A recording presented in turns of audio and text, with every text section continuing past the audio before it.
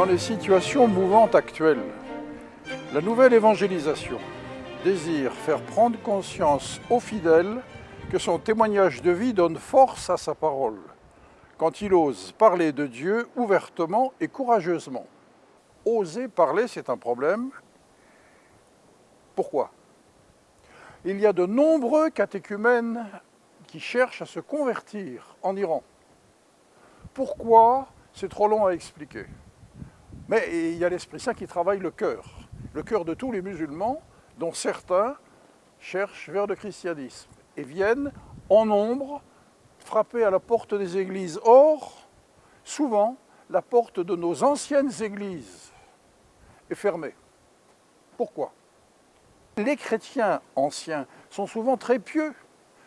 Ils jeûnent très sérieusement, ils prient tous les jours.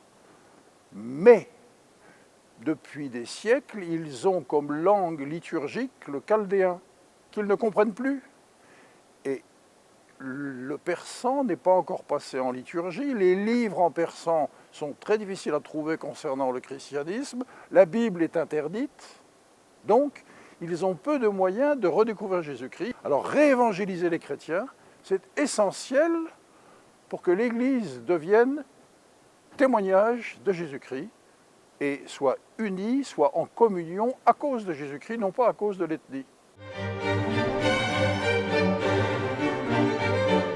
Chez nous, le catéchuménat dure pendant 3 ans, où nous travaillons non seulement le Nouveau Testament, mais aussi l'Ancien Testament, avant de travailler, disons, la doctrine de l'Église, non pas avec le catéchisme de l'Église catholique, qui ne parle pas, jamais, de la tradition syriaque.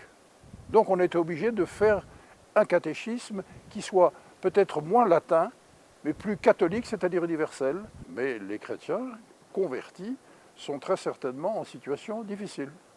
Alors il faut les soutenir, et il faut leur rappeler un texte que j'essaye de leur apprendre par cœur. C'est le texte de saint Paul qui dit ceci, dans l'épître aux Colossiens, si je ne me trompe, au chapitre 1er. « Je trouve ma joie dans les souffrances que j'endure pour vous. » Et il a le toupet d'ajouter, « Je complète en ma chair ce qui manque à la passion du Christ pour son Église. » Alors, si les chrétiens persécutés arrivent à assumer ce texte, alors ils n'ont plus peur et ils trouvent normal de souffrir pour que l'Esprit Saint puisse travailler encore plus dans le cœur de leur famille en tant que prémisse de leur famille, prémisse de leur civilisation, qu'ils apportent à Jésus-Christ en eux-mêmes, à condition qu'ils restent véritablement iraniens.